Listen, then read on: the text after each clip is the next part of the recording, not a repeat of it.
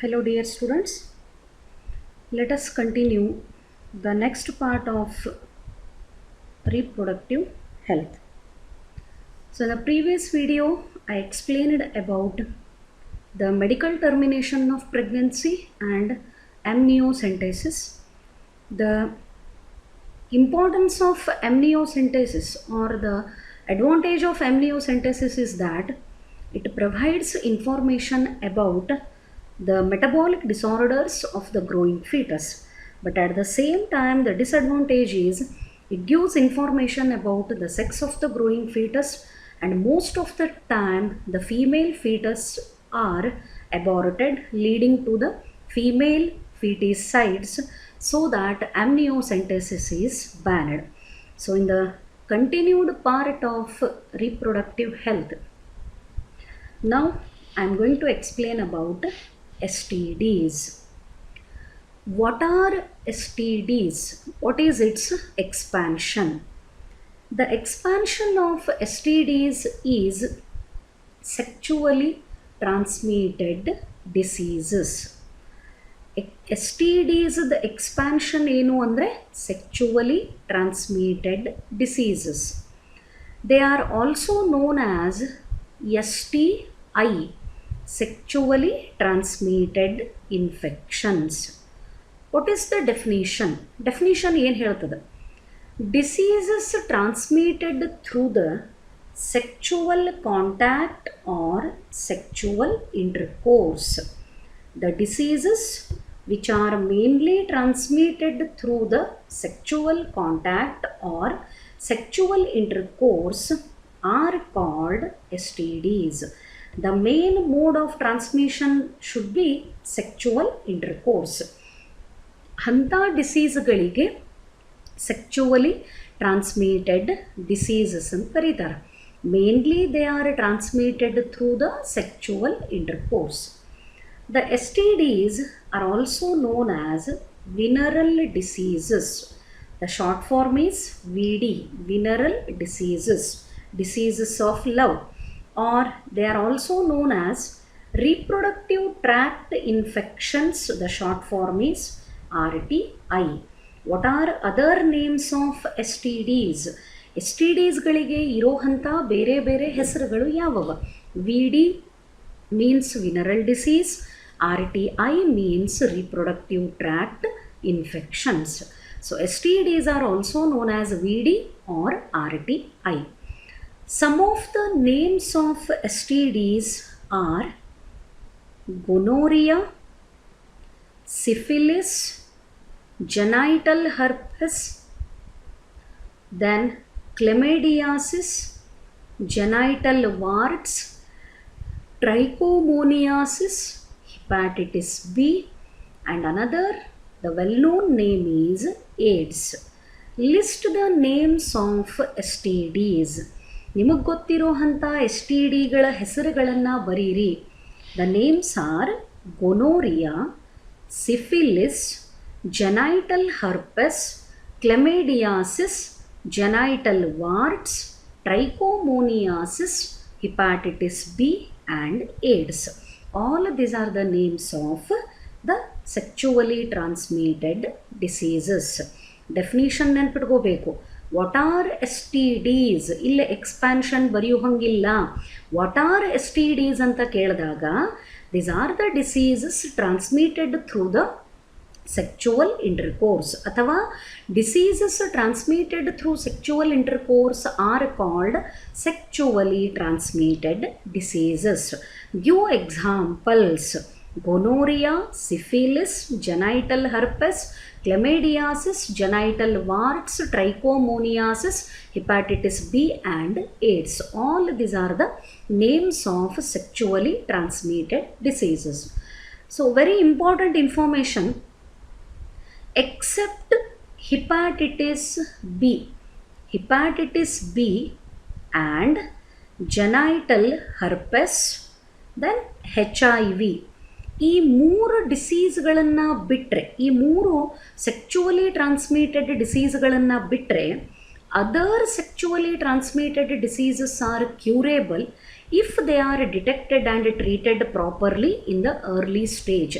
Initial stage ಒಳಗೇ ಈ ಮೂರನ್ನು ಹೊರತುಪಡಿಸಿ ಹೆಪಾಟೈಟಿಸ್ ಬಿನ ಕ್ಯೂರ್ ಮಾಡೋಕ್ಕಾಗಲ್ಲ, genital herpes cannot be cured, and HIV ಬಗ್ಗೆ ನೀವು ಸಾಕಷ್ಟು ಇನ್ಫಾರ್ಮೇಷನನ್ನು ಈ ಮೀಡಿಯಾ ಒಳಗೆ ಕೇಳಿರ್ತೀರಿ, ಪೇಪರ್ ಒಳಗೆ ಓದಿರ್ತೀರಿ. ಸೊ ನಿಮ್ಮ ಲೋವರ್ ಕ್ಲಾಸಸ್ ಒಳಗೂ ಇದ್ರ ಬಗ್ಗೆ ಮೆನ್ಷನ್ ಮಾಡಿರ್ತಾರೆ. ಈ ಮೂರು ಮಾತ್ರ ಕ್ಯೂರ್ ಮಾಡಲಿಕ್ಕೆ ಬರಂಗಿಲ್ಲ. Other STDs, gonorrhoea, syphilis, chlamydiasis, genital warts, trichomoniasis, ಈ ಡಿಸೀಸ್ಗಳನ್ನು, ಈ ಸೆಕ್ಚುವಲಿ ಟ್ರಾನ್ಸ್ಮಿಟೆಡ್ ಡಿಸೀಸಸ್ಗಳನ್ನು ಅರ್ಲಿ ಸ್ಟೇಜ್ ಒಳಗೇ ಡಿಟೆಕ್ಟ್ ಮಾಡಿದರೆ it is possible to cure them if the person takes proper treatment.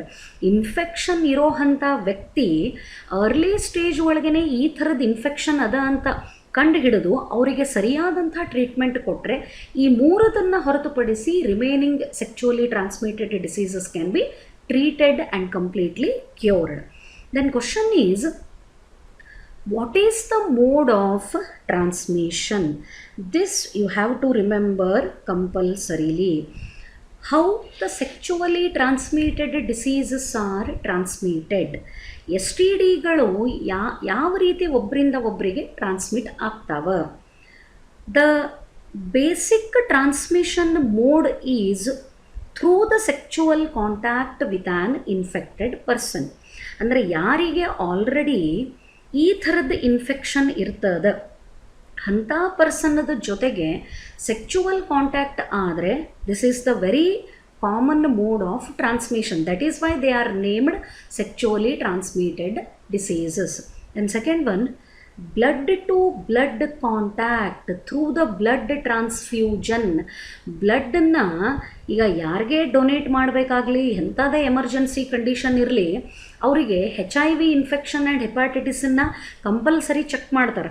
ಅನ್ಟೆಸ್ಟೆಡ್ blood transfusion, blood transfuse ಮಾಡಬೇಕಾದ್ರೆ ಈ ಥರದ ಟೆಸ್ಟ್ಗಳನ್ನು ಮಾಡಲಾರ್ದೇ ಅಕಸ್ಮಾತ್ ಪರ್ಸನ್ ಇನ್ಫೆಕ್ಟೆಡ್ ಇದ್ದ ಅಂಥವ್ರ ಬ್ಲಡ್ಡನ್ನು ಮತ್ತೊಂದು ಅನ್ಇನ್ಫೆಕ್ಟೆಡ್ ಪರ್ಸನ್ನಿಗೆ, ಹೆಲ್ದಿ ಪರ್ಸನ್ನಿಗೆ ಹಾಕಿದರೆ in that case also the STDs are transmitted. By sharing the needles, especially for drug addicts, not only sharing the needles, other equipments which are used in surgery. ಈಗ ಯಾರಿಗೋ surgery ಮಾಡ್ತಿರ್ತಾರೆ, ಅಂದರೆ operation ಮಾಡ್ತಿರ್ತಾರೆ, ಅಲ್ಲಿ ಬಹಳಷ್ಟು ಇನ್ಸ್ಟ್ರೂಮೆಂಟ್ಗಳನ್ನು ಡಾಕ್ಟರ್ಸ್ ಯೂಸ್ ಮಾಡ್ತಿರ್ತಾರೆ. If that person is infected with STD, ಆದರೆ ವಿದೌಟ್ ಚೆಕ್ಕಿಂಗ್ ಯಾವ ಪೇಷಂಟಿಗೂ ಆಪ್ರೇಷನಿಗೆ ತೊಗೊಳ್ಳಲ್ಲ. And it is very compulsory. HIV and hepatitis ಬಿನ ಕಂಪಲ್ಸರಿ ಟೆಸ್ಟ್ ಮಾಡೇ ಮಾಡ್ತಾರೆ. ಬೈ ಶೇರಿಂಗ್ ದ ನೀಡಲ್ಸ್, ಈ ಡ್ರಗ್ ಎಡಿಕ್ಟ್ಸ್ಗಳಿಗೆ ಒಂದು ಕೆಟ್ಟ ಹ್ಯಾಬಿಟ್ ಇರ್ತದೆ. ಒಂದೇ ಸಿರೆಂಜ್ ಒಳಗೆ ಡ್ರಗ್ಗನ್ನು ಲೋಡ್ ಮಾಡಿ ಇಂಟ್ರಾವೀನಸ್ ಅಂದರೆ ಬ್ಲಡ್ ಒಳಗೇ ಡೈರೆಕ್ಟಾಗಿ ಇಂಜೆಕ್ಟ್ ಮಾಡ್ಕೋತಿರ್ತಾರೆ. ಈ ಥರ ಕಂಡೀಷನ್ಸ್ ಒಳಗೂ ಬಹಳಷ್ಟು ಕಾಮನ್ ಆಗಿ ಈ ಸೆಕ್ಚುವಲಿ ಟ್ರಾನ್ಸ್ಮಿಟೆಡ್ ಡಿಸೀಸ್ಗಳು from infected person to healthy person transmit ಆಗ್ತವೆ. And another is, it is transmitted from infected mother to her baby. If the pregnant female is having STD, ಅಕ್ಕಿನ ಮಗುಗೆ ತಾಯಿಯಿಂದನೇ ಏನು ಟ್ರಾನ್ಸ್ಮಿಟ್ ಆಗ್ತದೆ? ಇನ್ಫೆಕ್ಷನ್ ಟ್ರಾನ್ಸ್ಮಿಟ್ ಆಗ್ತದೆ. So very simple thing to remember, if any disease is transmitting from one person to another person through the sexual contact, through the blood contact, by sharing the needles and from infected mother to baby, ಈ 4 mode of ಟ್ರಾನ್ಸ್ಮಿಷನ್ಲೆ ಯಾವ disease ಬರ್ತಾವ, no doubt all of them are included in the category of STDs. 4 possibilities. This is the very common mode of transmission of STDs. And remember, this is 2-mark question. List the mode of transmission of STDs, athwa how STDs are transmitted from healthy person to infected person.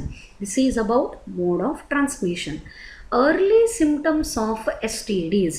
ಈಗ ಒಬ್ಬ ವ್ಯಕ್ತಿಗೆ ಸೆಕ್ಚುವಲಿ transmitted disease ಬಂದೈತಿ ಅಥವಾ infection ಆಗ್ಯದ ಅಂತ ಇಟ್ಕೊಳ್ಳೋಣ. ಏನು symptoms ಬರ್ತಾವ? ಯಾಕಂದರೆ ಇಲ್ಲೇ 3 ಕೆಟಗರಿ ಒಳಗೆ ಡಿವೈಡ್ ಮಾಡಬೇಕು. ಇನಿಷಿಯಲ್ ಸಿಂಪ್ಟಮ್ಸೇ ಬೇರೆ, ಈ infection body throughout the body spread ಆಗ್ತಾ ಆಗ್ತಾ ಲಾಸ್ಟ್ ಸ್ಟೇಜಿಗೆ ಬಂದಾಗ ಬರುವಂಥ ಸಿಂಪ್ಟಮ್ಸೇ ಬೇರೆ. ಹಾಗಾಗಿ ಪರ್ಟಿಕ್ಯುಲರ್ ಆಗಿ ಇಲ್ಲೇನು ಮೆನ್ಷನ್ ಮಾಡ್ತೀವಿ, early symptoms of S T D ಅಂದರೆ ಇನಿಷಿಯಲ್ ಸ್ಟೇಜ್ ಆಫ್ ಇನ್ಫೆಕ್ಷನ್ ಇದ್ದಾಗ what are the symptoms shown by the infected person: itching, intense itching, fluid discharge, slight pain and swelling in the genital region. Genital region, external genitalia region ಗೆ itching ಇರ್ತದೆ, fluid discharge, slight pain and swelling.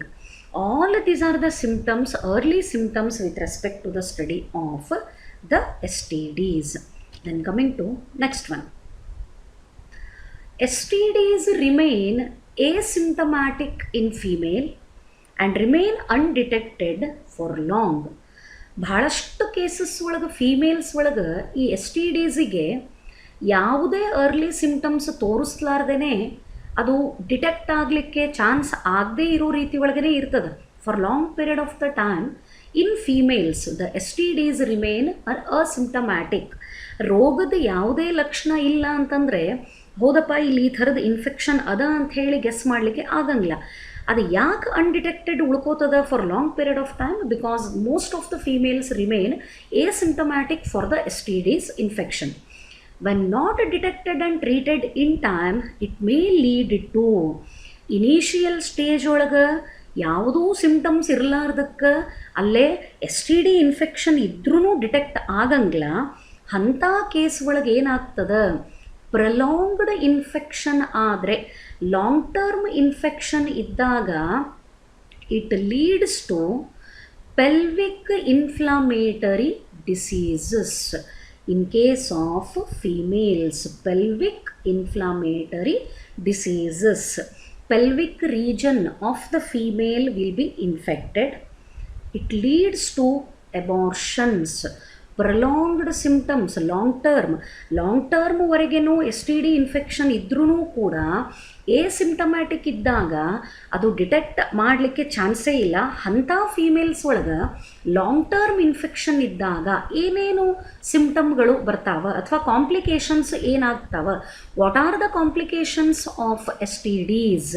Pelvic inflammatory disease, abortion, still births, delivered baby, died baby will be delivered, ectopic pregnancies, implantation ಎಲ್ಲಿ ಆಗಬೇಕು females ಒಳಗೆ?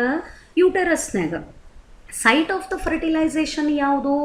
ಎಂಪ್ಯುಲರಿ ಇಸ್ತಮಿಕ್ junction. ಎಲ್ಲಿ fertilisation ಆಗಿರ್ತದೆ ಅದೇ fallopian tube ಒಳಗೇ ಈ ಬ್ಲಾಸ್ಟೋಸಿಸ್ಟೇನರಿ ಇಂಪ್ಲಾಂಟ್ ಆದರೆ ಅಲ್ಲೇ ಹಾರ್ಮೋನಲ್ ಅನಾಲಿಸಿಸ್ ಮಾಡಿದಾಗ, ಯೂರಿನ್ ಟೆಸ್ಟ್ ಮಾಡಿದಾಗ ಫೀಮೇಲ್ ಈಸ್ ಪ್ರೆಗ್ನೆಂಟ್ ಅನ್ನೋದು ಕನ್ಫರ್ಮ್ ಆಗ್ತದೆ. ಬಟ್ ಇಂಪ್ಲಾಂಟೇಷನ್ ಎಲ್ಲಿ ಆಗಿಲ್ಲ? ಯೂಟೆರಸ್ ಒಳಗೆ ಆಗಿಲ್ಲ. The implantation has occurred in the fallopian tube. This is called ectopic pregnancy and these pregnancies cannot be continued. Yaka ampulla is the wider part of fallopian tube, that is right, but adu foetus full 9 ಮಂತ್ಸ್ವರೆಗೂ develop ಆಗುವಷ್ಟು wider portion ಅಲ್ಲ, ಅದು expand ಆಗಂಗಿಲ್ಲ. ಅಲ್ಲೇ ಕಂಪ್ಲೀಟಾಗಿ ಪ್ಲಸೆಂಟಾ ಬೆಳಿಲಿಕ್ಕೆ ಯಾವುದೇ ರೀತಿ ಟಿಶ್ಯೂಸ್ಗಳು ಇರುವುದಿಲ್ಲ. ಹಾಗಾಗಿ ectopic pregnancies cannot be continue. ಅಂಥ ಕೇಸಸ್ ಒಳಗೆ ಆ ಇಂಪ್ಲಾಂಟೆಡ್ ಬ್ಲಾಸ್ಟೋಸಿಸ್ಟನ್ನ ಫ್ಯಾಲೋಪಿಯನ್ ಟ್ಯೂಬಿಂದ ರಿಮೂವ್ ಮಾಡ್ತಾರೆ. And one more is infertility. The female may reach to the stage of infertility, unable to conceive.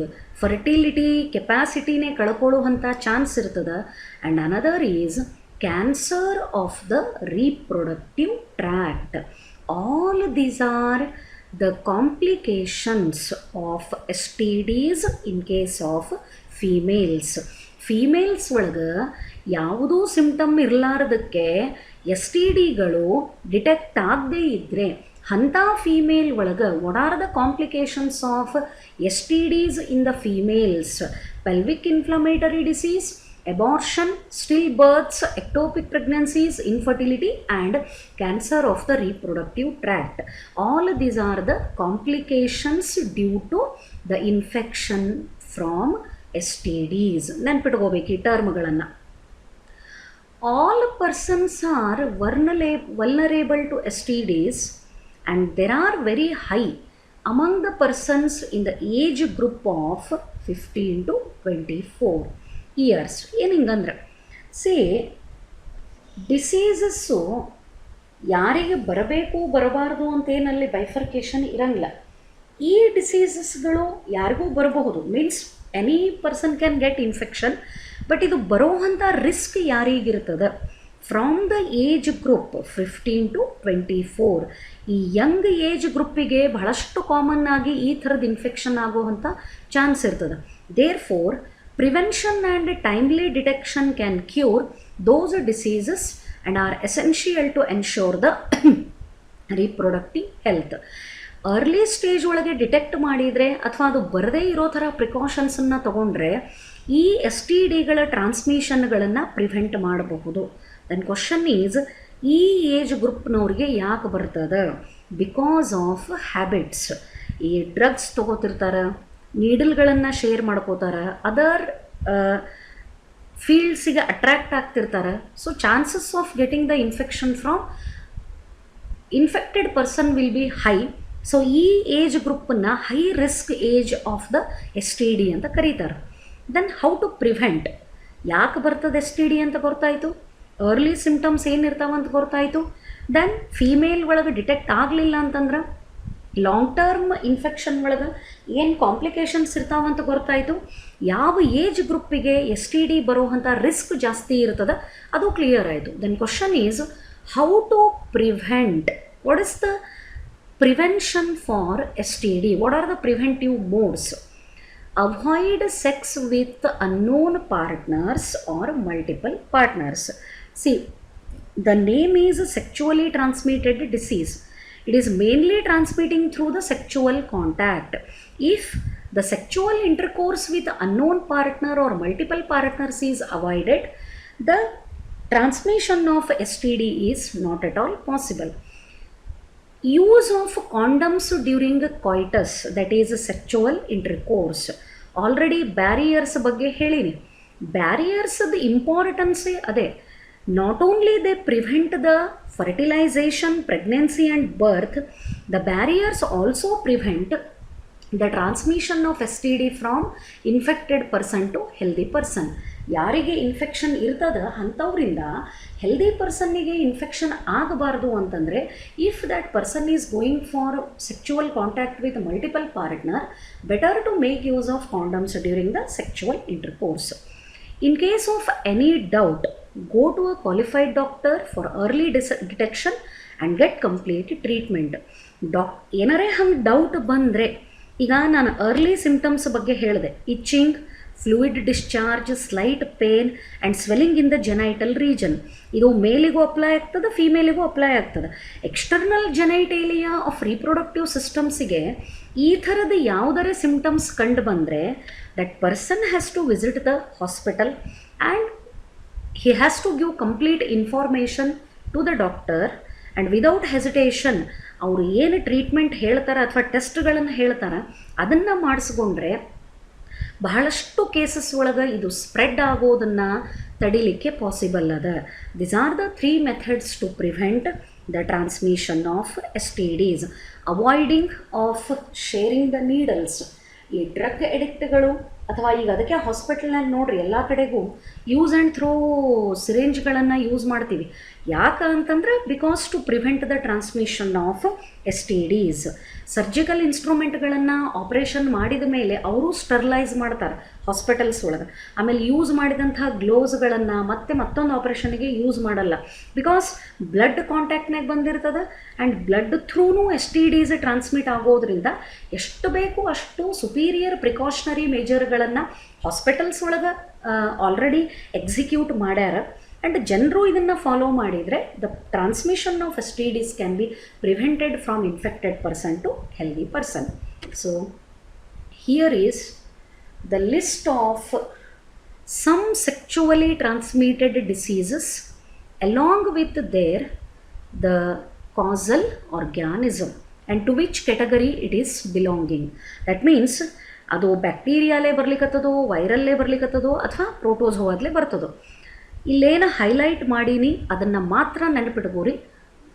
This is the only thing you need to make practice. ಇದನ್ನು ಮಾತ್ರ ಯಾವುದು highlight ಮಾಡಿದ್ದದ ಅದನ್ನು ಮಾತ್ರ ನೆನಪಿಟ್ಕೋರಿ ಎಕ್ಸಾಮಿನೇಷನ್ ಪರ್ಪಸ್. ಬ್ಯಾಕ್ಟೀರಿಯಾಯಿಂದ 2 sexually transmitted diseases ಬರ್ತಾವೆ. ಒಂದು gonorrhoea and another is syphilis. Gonorrhoea is caused by Neisseria gonorrhoeae. causal organism of gonorrhea is Neisseria gonorrhoeae, and this Neisseria gonorrhoeae, it is belonging to the group of microorganism, that is bacteria. Another is syphilis. Its causal organism is also a bacterium and name is Treponema pallidum. ಇದರ ಹೆಸರು Treponema pallidum. ಅಂದರೆ gonorrhoea and syphilis both of them are caused by bacteria. ಈ microbial ಗ್ರೂಪನ್ನು ಯಾಕೆ ನೀವು ನೆನ್ಪಿಟ್ಕೋಬೇಕು ಅಂದರೆ sometimes multiple choice questions competitive ಎಕ್ಸಾಮ್ನಾಗ ಕೇಳ್ತಾನೆ. Following are the sexually transmitted diseases caused by bacteria. ನಿಮಗೆ ಹೆಸರು ಗೊತ್ತಿರ್ತದೆ, Neisseria gonorrhoeae, Treponema pallidum, but to which category of micro organisms these are belonging ಇದನ್ನೂ ಗೊತ್ತಿರಬೇಕು. Gonorrhoea and syphilis both of them are caused by bacteria, and gonorrhoea causal organism is Neisseria gonorrhoeae, ಸಿಫಿಲಿಸ್ದು Treponema pallidum. And ವೈರಸ್ನಿಂದ 4 sexually transmitted diseases. herpex simplex virus 1 and 2, genital herpes, HSV herpes simplex virus, papilloma virus, genital warts. NON not necessary to remember, a genital warts anta ನೆನಪಿಟ್ಕೋರಿ ಸಾಕು. HIV, this is known one, AIDS, hepatitis B, ABC, ಅದರೊಳಗೆ ನಾನು highlight ಮಾಡಿರೋದು hepatitis B. So genital herpes, genital warts, AIDS, hepatitis B, ಈ 4 ಥರದ್ದು STDಗಳನ್ನು virus cause ಮಾಡ್ತದೆ. ಅದರೊಳಗೆ herpes simplex virus, genital herpes, papilloma virus, genital warts, HIV, AIDS, hepatitis B, hepatitis. ಅದೇ ಥರ ಪ್ರೋಟೋಝೋವಾದಿಂದನೂ ಒಂದು ಸೆಕ್ಚುವಲಿ ಟ್ರಾನ್ಸ್ಮಿಟೆಡ್ ಡಿಸೀಸ್ ಬರ್ತದೆ. Name of that disease is trichomoniasis and the causal organism is Trichomonas vaginalis. Trichomonas vaginalis is the causal organism of trichomoniasis. So these are the names of sexually transmitted diseases along with their causal organisms and to which type they are belonging. Again I am reminding you, ಯಾವುದನ್ನು highlight ಮಾಡೀನಿ ಅದನ್ನು ಮಾತ್ರ ನೆನಪಿಟ್ಕೋರಿ. This is sufficient for your theory as well as competitive exam. So definition of STD, what are the common modes of transmission of STD, what are the early symptoms, what are the complications, long-term complications of STD infection in female, which age group is having more risk of STD, prevention, names of the STDs along with their causal organisms and to which type it is belonging. All these things you need to remember. Once again I am reminding you, make the notes of every video so that it will be very easy to make the practice of answers. I hope you are doing all this work. Hope this explanation is clear for you.